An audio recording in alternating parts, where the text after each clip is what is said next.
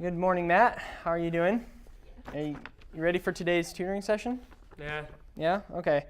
Well, today I brought in one of my favorite books, Writing and Fiction, and it just goes through a lot of really great concepts of writing and how to. It's really a guide to narrative craft in some sense. I think you'd really enjoy it. So I decided that for today's lesson, I would just read a little bit out of it and just see how you respond to it. Let's see. There is a blurb here from Joseph Heller from Catch-22. Are you ready? Are you listening? Okay, awesome. Their only hope was that it would never stop raining, and they had no hope because they all knew it would. When it did stop raining in Penosa, it rained in Bologna. When it stopped raining in Bologna, it began again in Penosa. If there was no rain at all, there were freakish, inexplicable phenomena, like the epidemic of diarrhea or the bomb line that moved. 4 times during the first 6 days, they were assembled and briefed, and then sent back. Once they took off and were flying in formation when the control tower summoned them down. The more it rained, the worse they suffered. The worse they suffered, the more they prayed that it would continue raining. So, Matt, what were your initial thoughts when you heard that section? Where's Bologna? I'm actually not sure. I believe it's a fictional place created by the author. But what did you think as far as the main concepts in this passage? Well, it was like raining, right? Yeah, it was. It was raining. Okay. What was it about? Well, it's talking about it never stopping raining and kind of like a hopeless feeling, this hopeless attitude that they have during this. Just from this section, we can't tell exactly what is happening, but we can tell that the author is using very, very specific analogies or very specific concepts to bring across this hopelessness. So what do you think?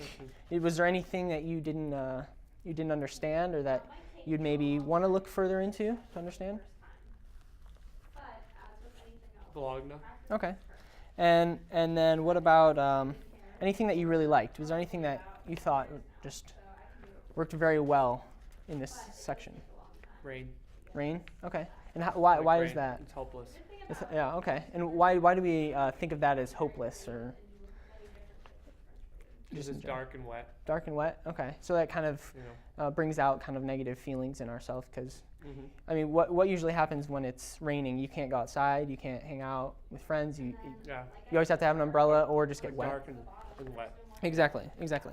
Well, that's very good. That's very good. We're going to try one more quick read, and then I'll see what your opinion is on that. Several tens of thousands of the slain lay in diverse postures in various uniforms over the whole field previously so gaily beautiful with the glitter of bayonets and cloudlets of smoke in the morning sun. There now spread amidst of damp and smoke and a strange acid smell of salt, pepper, and blood. Clouds gathered, and drops of rain began to fall on the dead and wounded, on the frightened, exhausted, and hesitating men, as if to say, "Enough, men, enough. Cease. Bethink yourselves. What are you doing?" This is from Leo Tolstoy, War and Peace. So, initial response to that, what do you think? Well, there's more rain. Okay, so you're kind of connecting these two stories, don't you think?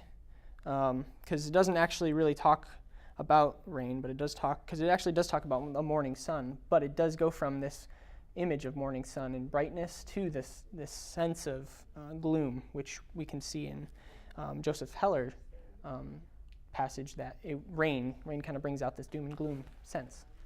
Okay, very good. I like how you connected those 2 points. Now, as far as anything, did you feel like the positives or negatives? What brought out those feelings in this particular section? Dead people. Dead people? Okay, yeah, definitely. It says thousands of slain. all over the field, and how does it bring out how terrible it was? Dead people. Dead people. Okay. Well, in a way, it brings it out by contrasting it with what it used to be. So it says, beautiful and previously beautiful with glittering bayonets, and it kind of glorifies this before the battle, and then now it's after the battle and what happens there. Okay. I gotta go, but Well. nice shoes. Well, okay. Are you sure? We still have class. Get back here, Matt.